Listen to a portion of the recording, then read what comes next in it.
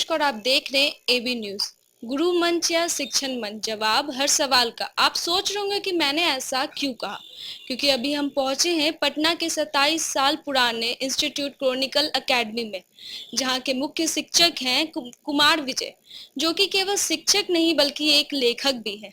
और अब तक यहाँ से 1000 से भी ज्यादा छात्र विभिन्न प्रशासनिक पद पर से न कि बल्कि राज्य में, पूरे देश में जुड़ चुके हैं। आइए इनसे खास बातचीत करते हैं और जानने की कोशिश करते हैं कि ये इंस्टीट्यूट इन्होंने कैसे शुरुआत की। स्वागत है सर आपका हमारे चैनल पे और happy teachers day. Thank you. आपको भी, आपके चैनल एबी न्यूज को आप लोगों ने प्रयास किया, बहुत अच्छा है और आप लोगों को बहुत बहुत धन्यवाद।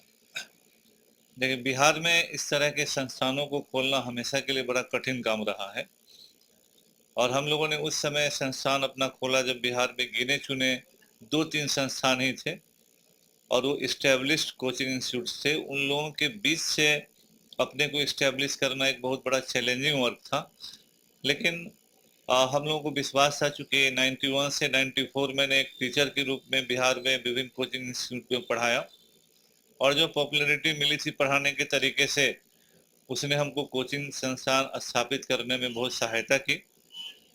लेकिन एक बिग चैलेंज था, इसमें कोई दो राय नहीं है। उस ज़माने में दिल्ली का कोई क्रेज नहीं था। सन 2001 तक दिल्ली का क्रेज नहीं था। पहले पटना ही देश का सबसे बड़ा सेंटर के रूप में था। लेकिन फिर भी हम लोगों ने अपने मेहनत से बिहार की धरती पर हमने प्रयास किया और हमारा मूल ध्येय हमेशा रहा कि हम बिहार में ही रह के लोगों को, बच्चों को मार्गदर्शन दें। इस देश में 1000 सिविल सेवा की तैयारी करने वाले इंस्टीट्यूट हैं, लेकिन इस कंपटीशन के बाजार में आप खुद को कहाँ पाते हैं? अभी भी एक जगह इसी पर डिस्कशन हो रहा था। आज कंपटीशन उस तरह का नहीं है जिस तरह का हमने 90 के दशक में देखा, 2010 तक देखा। आज कोचिंग संस्थान कॉरपोरेट का रूप ले लिया है और इवेंट मैनेजमेंट यहाँ आ गया है। अब क्वालिटी ऑफ द टीचर उतना मायने नहीं रख रहा है, ब्रांडिंग माने रख रहा है। जो आम बच्चों के लिए, जो रूरल बैकग्राउंड से आते हैं, जिनका नॉलेज उस तरह का नहीं है, वो चकाचौंध में शामिल हो जा रहे हैं। और आजकल नए लोगों का जो ट्रेंड चला है, प्रवृत्ति चली है, वो एक बड़ा ही गलत रास्ते पर जा रहा है, जो बिहार जैसे राज्य के लिए मुश्किल का चीज़ है। इसमें हम लोगों को मैंने अपने से प्रयास हमेशा किया है कि मैं जो निश्चित मापदंड है उसका पालन करूं। शिक्षण के क्षेत्र में जो शिक्षा का अर्थ है उसी को रखूं। इसमें मुझे हानि है, मुश्किल का सामना करना है, लेकिन जीवन भर जो मैंने अपने लिए आदर्श बनाया है कि एक शिक्षक को शिक्षक के रूप में ही रहना चाहिए। शिक्षक इवेंट मैनेजमेंट का हिस्सा नहीं हो सकता।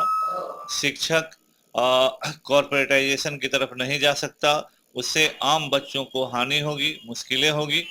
इसलिए मुश्किल है मुझे अभी इस दौर में इन तरह के लोगों से सामना करने में, मुश्किल जरूर है। और हर दिन शिक्षा को लेके नई नीति आती रहती है, तो इस नई नीति, नए विजन के बारे में आप क्या कहना चाहेंगे? देखिए, ये एक पॉलिटिकल इशू भी है, लेकिन मेरा सिर्फ ये कहना है कि बच्चों का शिक्षा इस तरह से हो कि दोनों तरह का हो। एक नैतिक निर्माण भी हो। शिक्षा का बहुत बड़ा उद्देश्य केवल हम सिलेबस की पढ़ाई नहीं होती है। हमारा देश, हमारा समाज, हमारी संस्कृति, उसकी जानकारी बच्चों को होनी चाहिए। ऐतिहासिक तौर पर भी जब डीएवी आंदोलन चला था या आर्य समाज आंदोलन चला था, तो उनका भी उद्देश्य ये था कि हमारी अपनी पहचान हो। तो एक तरफ हमारी अपनी पहचान रखनी है, लेकिन हमारे बच्चों को एक नई दुनिया में जाना है जहां प्रतियोगिता को फेस करना है। तो हमारा शिक्षा का मॉड्यूल वैसा होना चाहिए कि दोनों उद्देश्य उसका पूरा हो। और उस उद्देश्य की पूर्ति के लिए हम समझते हैं कि सरकार इसके बारे में सोचेगी, अच्छा करेगी और उतना ही वैसा ही शिक्षा नीति आना चाहिए जो प्रैक्टिकल हो।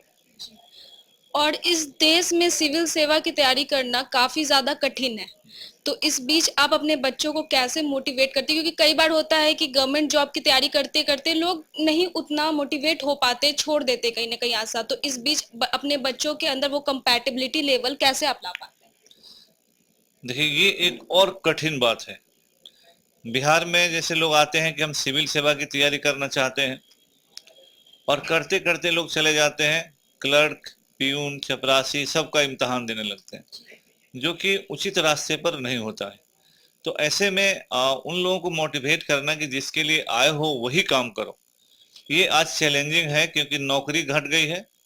वो बैंकिंग का नौकरी हो, एसएससी का नौकरी हो, लोकल लेवल पे नौकरी हो, उसमें भारी कमी आई है, इसमें कोई दो राय नहीं है। तो एक दबाव है। हम लोगों का जमाना था जब लोग सिविल सेवा देते थे तो क्लर्क नहीं देते थे। आज क्या हो गया कि हम सिविल सेवा भी दे रहे हैं, क्लर्क भी दे रहे हैं, पीओ भी दे रहे हैं।